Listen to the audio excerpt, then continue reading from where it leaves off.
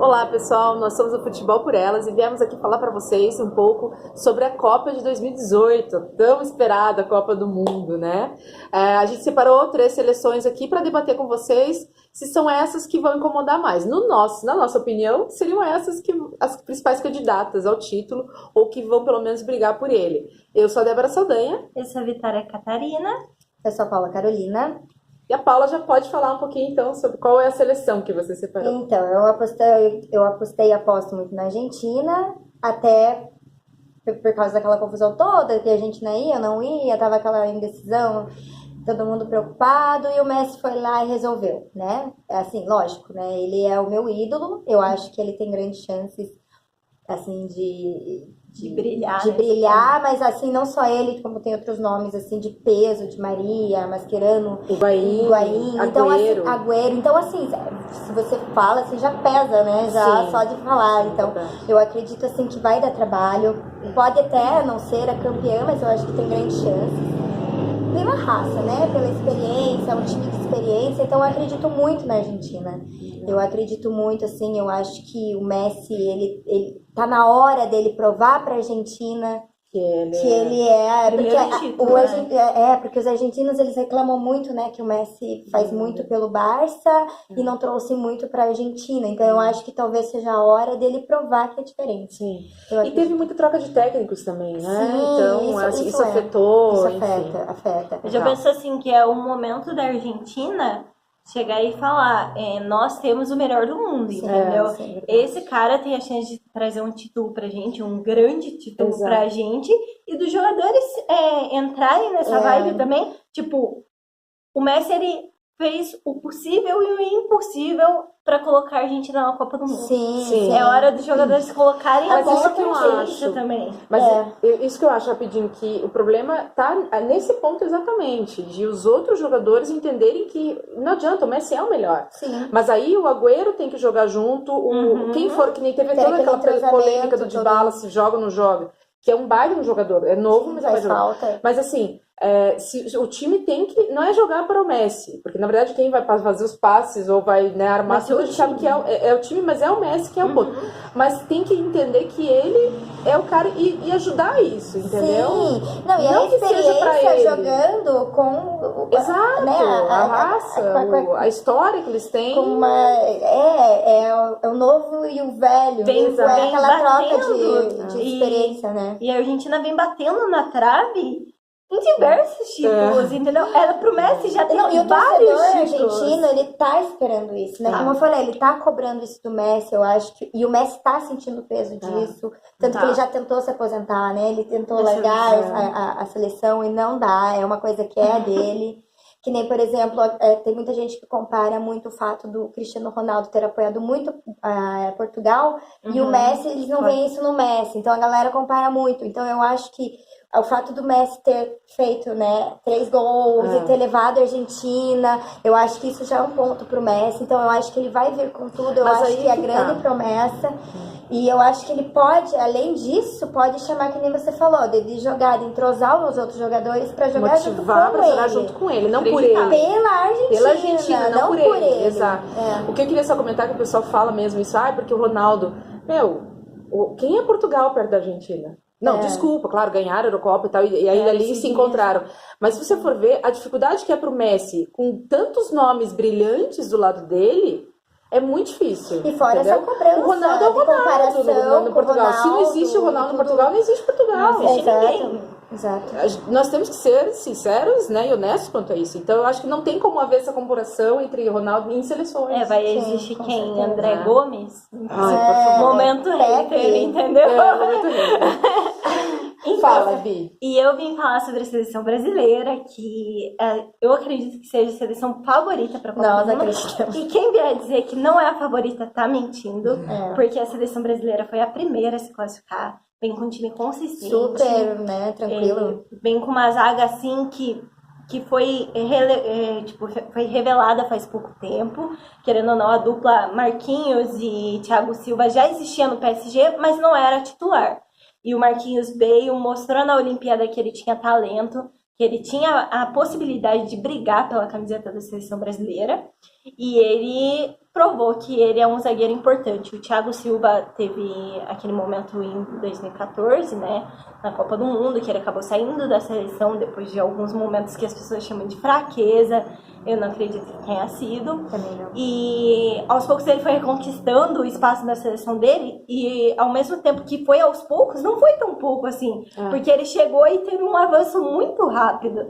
E hoje eu acredito que ele seja o nosso zagueiro titular. Eu acho que ele manteve o nível no PSG e isso salvou muito ele, entendeu? Então ele é um zagueiro de alto nível, por mais que tem muita gente que questiona a questão do campeonato da França, não vamos entrar nesse mérito, mas ele manteve um alto nível, então isso fora a experiência que ele traz de outras Copas, ele sabe a dor de perder, né, que nem ele ficou muito sentido de ter perdido, né. Uma coisa que ele falou muito, eu acredito que o jogador não seja feito só dos momentos em campo, o jogador é um ser humano, e eu acho que o que marcou pra ele voltar com mais vontade ainda de ganhar alguma coisa foi os filhos dele, que cobraram: pai, por que você não tá na seleção? Tipo, você é o cara e não tá mais na seleção.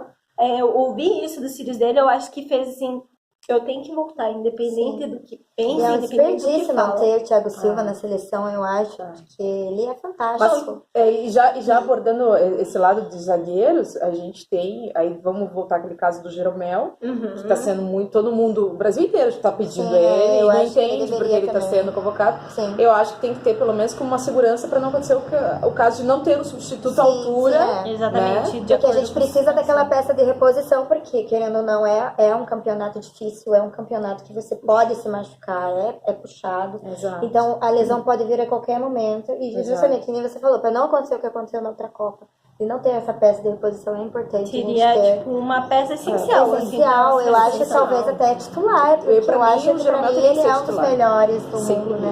Do mundo mesmo, eu já acho. Sim, com certeza. Jogou contra o Real Madrid maravilhosamente bem, eu acho. Sim, ali contra o Real Madrid, ali ele mostrou que ele é pra que ele veio. Eu acho que ele merece a seleção. O jogador mostra que ele é bom diante das piores situações. Exato. E o Brasil, você estava falando da questão da seleção olímpica, né, que ganhou o título, então ele revelou alguns, firmou outros, então o Neymar veio com essa questão, o Luan apareceu na seleção olímpica, o Coutinho já vinha, e o Coutinho agora está lá fora brilhando, temos muitos grandes nomes, e o Tite tem muitos bons problemas, porque eu acho que o meio campo, Paulinho voltou a 1000, você fala, tem a questão do Renato Augusto. Eu ainda acho que metade do Brasil tem umas questões com o Renato Augusto, mas não tenho o que falar, porque ele jogou os jogos que ele fez. Pra mim, Renato Augusto precisa provar algumas coisas. Mas eu ainda acho. Eu acho que tem outros nomes, talvez, à frente. Eu acho que assim, a seleção olímpica foi um marco muito grande para nossa seleção. É o divisor de águas. Divisor de águas, que trouxe assim, alguns talentos que a gente não esperava. E firmou alguns que a gente previa, mas não era convicto. Gabriel Jesus chegou na Olimpíada, o Gabriel Jesus não foi o melhor jogador da Olimpíada. Daquele trio que tinha de ataque ali, Neymar, Gabigol e Gabriel Jesus, talvez ele tenha sido o pior da Olimpíada, dentre os melhores, lógico. E o trio, na verdade, se formou na Olimpíada, foi Gabigol, Neymar e Luan. E por incrível que pareça, todos eles tiveram oportunidade na seleção. E desses três, Luan, Gabigol e Gabriel Jesus, o que melhor soube aproveitar foi o Gabriel Jesus. E não é à toa que hoje ele é uma peça, eu acredito que fundamental para a nossa seleção. A nossa seleção sempre gostou de jogar com centroavante. E finalmente chegou a uma altura de vestir a camiseta da seleção brasileira. O Luan, ele teve a oportunidade dele, mas hoje a gente não sabe, não tem como dizer se o Luan vai estar na Copa do Mundo ou não vai estar na Copa do Mundo, porque é um jogador que se destaca. É que são muitos bons nomes. Ali o Luan briga quem? Felipe Coutinho, ainda bem, né, gente? William. Ainda bem. A gente tá bem. Mas eu comentei, assim, eu acho muito que o Coutinho, ele é decisivo, entendeu? Dá pra ver nos jogos que a gente teve né, nos amistosos, assim, que a gente viu que ele ia lá, ele resolvia a parada, entendeu? Então eu acho assim, acho que ele é muito jogador de segundo tempo. Ele é o pequeno Dá mágico. pra você jogar, ele é literalmente o pequeno mágico mesmo, porque você tem que colocar ele, assim, naquele meio tempo, que ele vai resolver, ele vai mudar o jogo totalmente. Então, assim, eu acho que é bom ele não queimar o Coutinho de começo, porque ele é tipo a carta na manga mesmo. E não é desmerecer ele, eu acho que pelo contrário, é colocar ele no momento que ele vai poder brilhar. Que ele vai brilhar porque ele vai mudar o jogo. O Coutinho, ele entra, ele muda o jogo. Ele muda completamente o jogo da seleção. A seleção tá jogando de um jeito, ele muda. Ele consegue mudar. E acaba fazendo gol ou fazendo assistência. Alguma jogada diferente sai dele. Então eu acho que ele realmente ele é a peça-chave do Brasil. Eu acho que o Coutinho, ele é uma das peças-chave. E a gente ainda tem os dois laterais aí pra falar que, nossa, eu sou fã do Marcelo. Eu não gosto do Real Madrid, a maioria das pessoas sabe. Mas o Marcelo, pra mim, é o cara. E temos o Felipe Luiz, que é um ótimo reserva. Nós temos a lateral esquerda. A gente se dá o luxo de ter Felipe Luiz. Inclusive, saiu um material ontem esses dias que o Felipe Luiz, em números, tá melhor que o Marcelo essa temporada. Então você veja como a gente tá. O Real também deu uma decaída, na verdade. Mas... E na lateral direita a gente tem Daniel Alves, que tá aí. Como se não bastasse ser um jogador bom. O Daniel Alves tem espírito de liderança, tem amadurecimento, tem experiência de jogo. Então, assim, em questão de lateral... Estamos muito bem. A seleção, eu acho que, no geral, acho que ela é a que tem grandes chances mesmo. Porque é aquilo que eu comento, assim. Ela tem... A seleção brasileira tem jogadores experientes e tem jogadores novatos. O que você juntando os dois dá aquele equilíbrio. Então, eu acho que se o Tite souber... usar bem isso, a gente vai conseguir. É só ter cabeça no lugar, é preciso. Que nem, por exemplo, que a gente também comentou do fato do Neymar tá mais maduro, tá amadurecendo. Eu não acho que ele tá 100% ainda, mas eu acho que ele tá amadurecendo. Eu acho que ele tá entendendo que o negócio não é ficar... Não é só ele a estrela, não né? É só ele a estrela. Hoje tem o Jesus, tem o Coutinho. Você vê as assistências que o Neymar deu. A verdade é que o Neymar, além de um jogador de ataque, além de ser um jogador talentoso pra ser a estrela, ele aprendeu a servir também. Não é à toa que no ele Barça, é um grande garçom, eu acho. Exatamente. No Barça ele já se mostrava um grande garçom. Sim. Muitos pensavam que ele ia chegar no PSG, fechou a cartola dele de ser o melhor garçom. E não, o Neymar continua dando assistência, seja para Cavani, seja para Mbappé. Ele tá dando assistência independente se os outros saem. Cara, você tem que ir lá e chutar a gol e ser o craque, isso, aquilo. Ele tá começando a acreditar que uma seleção vence pelo conjunto e não só por porque isso. Se você olhar o Messi, por exemplo, ele faz isso. Ele dá as assistências dele e ele não tá preocupado em brilhar. Ele faz a parte dele. E o que ele faz? Ele brilha sem ele querer. Então, eu acho que ele tá entendendo muito isso. E aí que entra a experiência ou o amadurecimento que vai merecer. Bom, e eu vim falar da França, que é uma seleção já um pouco diferente, porque é mais nova, né? Tem muitos nomes, mais promessas, Griezmann, o Dembélé, que tá aí também, que é um grande nome. Tem Matuidi, o Pogba, que é jovem, Lloris, que é o goleiro, tá muito bem no Tottenham. Nossa, são tantos nomes aí da França que a gente até se perde. O Varane, né, que é muito, tá se destacando no Real Madrid como um bom zagueiro, que eu realmente não botava fé. Mas tudo bem?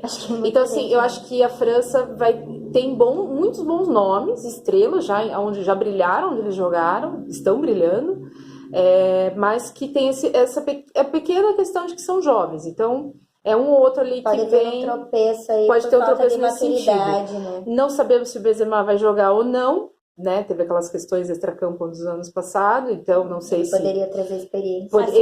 Ele poderia dar uma cadenciada. Assim como o nosso centroavante não está garantido, a gente falou do Gabriel Jesus aqui, mas a gente não sabe se ele vai estar na Copa do Mundo por conta da lesão dele. Então, se Deus quiser, vai. Traz preocupação também. Mas a França tem isso. Mas eles juntos, eles já mostraram na Eurocopa uma força, né? Que já nem era tanto quando fez, mas mostraram a sua força. pecou um pouco por esse lado, eu acho, mais da juventude, assim. E a França, ela deu aquela caída já nesses últimos anos, acho que tá na hora também dela dar aquela levantada. A única coisa é que o Griezmann não vem bem, né? O Griezmann deu uma decaída muito legal, aí surgiu essas questões que ele fosse para um outro time, e não sei como é que vai ficar a situação dele. Mas ele, na França, tem o Giroud. É que seleção muda muita coisa, né? Então, seleção muda muito. Eu acredito às vezes muito. É uma coisa no clube, chega na seleção, faz ou não faz. Eu acredito que o grande, tipo, craque, o grande ídolo, na hora que precisa dele, ele tá ali. Igual o Messi. Ninguém tava acreditando no Messi, tipo, classificar a seleção argentina pra Copa do Mundo. E de repente, tipo, surge o gênio, de repente surge aquela pessoa que as pessoas gostam de assistir, que eles esperavam, a partida, né? Não, a França, do meio pra frente, a França tá muito bem servida enfim, volante, ataque, enfim. A questão mais que, mesmo tendo Varane ali e as laterais, eu ainda fico meio em dúvida, mas se eles souberem encaixar, vai bem. O que me pega mesmo é essa questão de ser ainda muito jovem, muito da brincadeira. Você pensa um pouco, né? Você fica naquela... Mas até o nervosismo, né? Atrapalha o jogador também. Mas o técnico deles é bom, eu gosto do Didier. E eu acho que pode incomodar. Vai dar trabalho. Entra naquela posição que a gente trouxe para vocês, 3 tipos de seleções. A seleção francesa, ela vem com uma seleção cheia de raça, cheia de juventude, cheia de talento, mas talvez se perca no meio de tanta juventude. Exato. A seleção argentina, você vê nomes assim, que já esses caras estão consagrados, independente se vão ganhar título ou não. E são mais maduros, né? Exatamente. O título vai vir pra coroar, mas não pra fazer um nome, entendeu? Porque o nome ele já tem. Enquanto a nossa seleção brasileira é um misto. Ela vem com os dois, né? Exato. Ela vem com umas lateral já montada. E de repente, jogadores jovens que querem brilhar, querem mostrar, tipo, eu tô aqui, entendeu? Mas não pode se perder nisso, né? E não pode se perder só cuidar nisso, assim, de eu não querer parecer mais que outro, mas eu acho que não. Acho que pelo que vem mostrando... Parceria ali. Vai ser mais a parceria. E lembrando assim, a gente tem outras seleções. A Inglaterra tá com uns nomes interessantes que estão se destacando. A Espanha a gente não pode deixar de lado, né? Tem também as seleções menores, tipo Colômbia, assim, que eu acho que tem algumas outras seleções México, aí eu acho que pode incomodar. O Uruguai, dependendo, tem o Cavani, tem o Suárez, se firmar bem, tem o Godin na defesa, que é muito bom, eu sou fã do Godin, mas é que falta um meio campo ali que é o que, né? Pra dar consistência, então não sei. Mas é isso, pessoal. A gente resolveu falar um pouquinho dessas 3 seleções para vocês. Voltaremos com outros vídeos. Muito bom estar com vocês. Acompanhem a gente aí no canal. Um abraço.